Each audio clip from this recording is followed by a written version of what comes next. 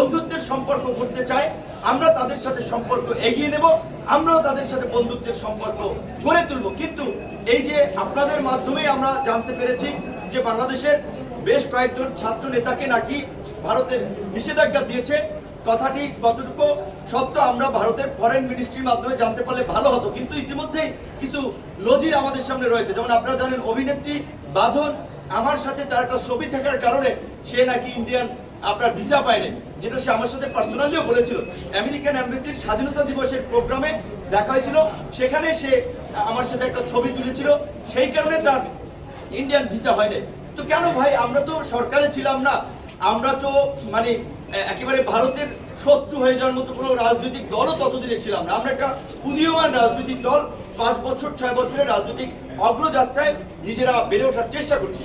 সেই ক্ষেত্রে এরকম উদীয়মান শক্তি রাজনৈতিক দলগুলোকে যদি ভারত বন্ধু না মনে করে, তাহলে বাংলাদেশের জনগণের সমর্থন তারা হারাবে।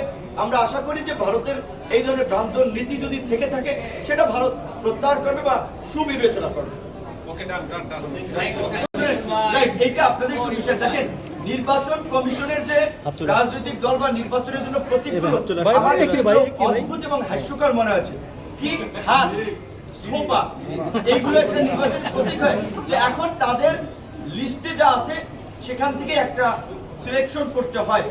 পরবর্তীতে হয়তো নির্বাচন কমিশনকে আমরা আবেদন জানাবো, বা যেমন রাজনৈতিক দলগুলোকে যেন একটু দেখতে ভালো, শুনতে ভালো এবং একটু এরকম একটা মানে বলা চলে একটা রুচি সম্মত একটা প্রতীক যেন সব রাজনৈতিক দলগুলোকে দেয়। তবে আমরা যে প্রতীকটা পেয়েছি, একদিকে এটা একেবারেই জনগণের সাথে, সারা দেশের মানুষ চেনে, তাদের কাজের সাথে সম্পৃক্ত, এবং আমরা সিদ্ধান্ত নিচ্ছি যে ট্রাক নিয়েই আমরা উপজেলা জেলায় সফর